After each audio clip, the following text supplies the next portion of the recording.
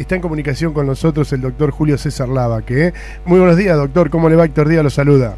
Muy buenos días, Héctor. Muy amable. ¿Cómo anda usted? Hacía mucho que no charlaba con usted, no me animaba tanto a llamarlo, pero bueno, dije, hoy lo vamos a intentar y vamos a ver cómo sale este reportaje que le quería hacer.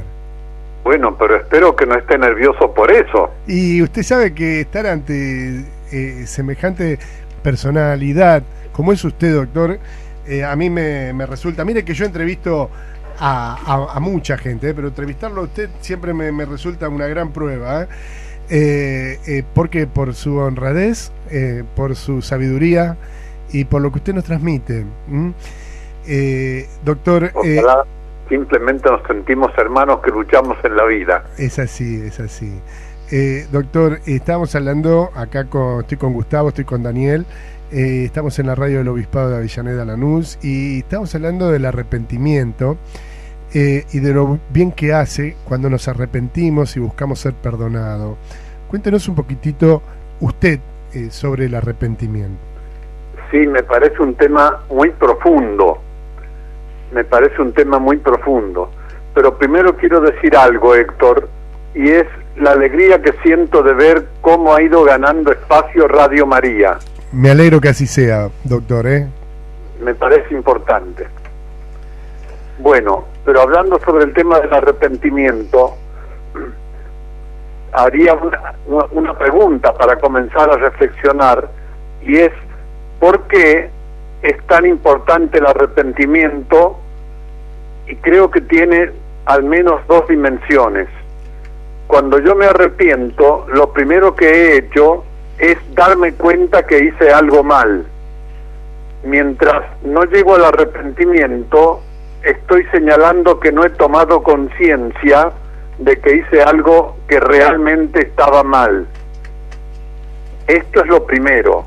Y lo segundo es que cuando al tomar conciencia llego al arrepentimiento, estoy ya proponiendo la corrección de aquello que he reconocido.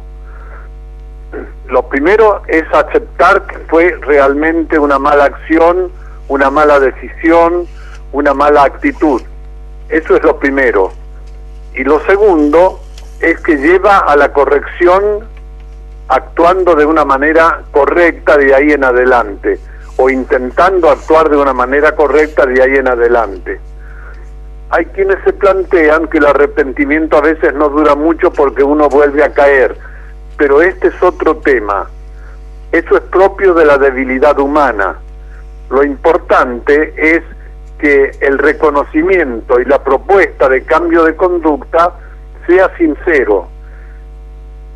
En eso podemos a la vez prever cómo vamos a cuidarnos para no caer en situaciones que nos vuelvan a inclinar mal.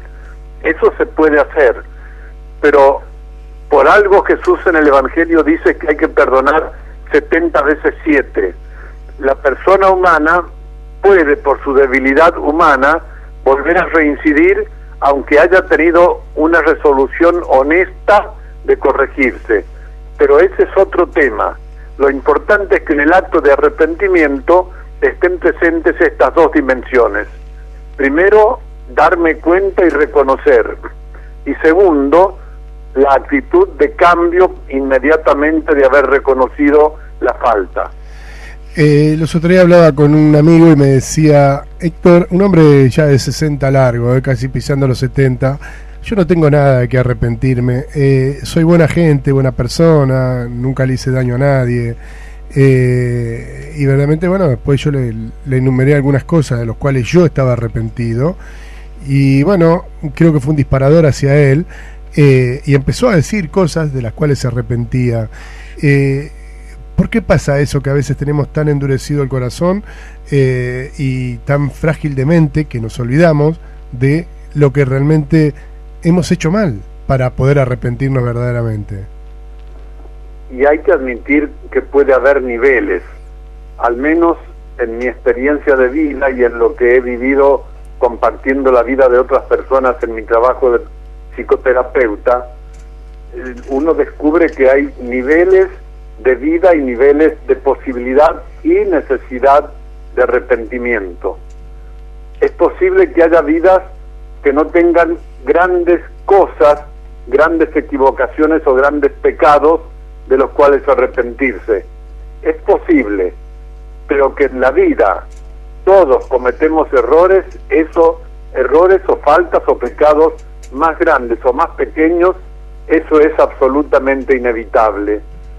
Y es bueno llegar a tener una conciencia tan sensible que podamos reconocer que si no tenemos que arrepentirnos de haber matado a alguien, sí podemos arrepentirnos de no haber sido suficientemente cálidos con la familia, de no haber trabajado con la responsabilidad suficiente, de haber expuesto nuestra salud de una manera inadecuada.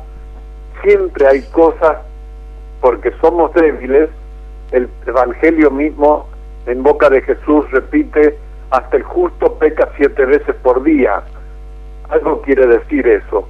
Pero yo admito que hay niveles y niveles de necesidad de arrepentimiento. Gustavo está con Gustavo Rusino acá y con Daniel haciendo el programa y él le quiere hacer una pregunta, doctor. Con mucho gusto, Gustavo. Buen día, doctor. Un gusto. Doctor, ¿cómo definiría usted la soberbia? La soberbia la definiría como un endiosamiento que no permite ver la realidad. ¿Es la madre de la ignorancia? ¿Cómo? Como la madre de la ignorancia, digamos. Por descontado, porque es una ceguera. En lugar de mirar la realidad, narcisísticamente aprende a mirarse solamente a sí mismo. Y es una ceguera espiritual y una ceguera emocional. No solamente es incapaz de reconocer el bien y el mal, sino que además es incapaz de reconocer la realidad del otro que está a su lado. La actitud de soberbia impide ver, es de verdad una ceguera. Yo lo acerco a la idea de narcisismo, porque Narciso se contempla tanto a sí mismo que de tanto verse a sí mismo se mata, hundiéndose en el lago. Dios no puede ver a los demás y por lo tanto comienza a tener una vida en que él se hace daño a sí mismo por su propia ceguera. Sí, Daniel. Hola, ¿qué tal, doctor? Una pregunta rápida. Mucho gusto, Daniel. Mucho gusto. El arrepentimiento conlleva un perdón o a pedir perdón. El problema es cuando uno se arrepiente de cosas que hizo y no tiene a quién pedirle perdón. Ahí sí nos tenemos que refugiar en Dios. Bueno, no tener a quién pedirle perdón podría ser por distintos motivos. Hay algunas malas acciones humanas, o pecados, o faltas, o errores, que no han tenido un destinatario contra el cual hayan actuado. Y entonces es posible que no sepamos a quién pedirle perdón.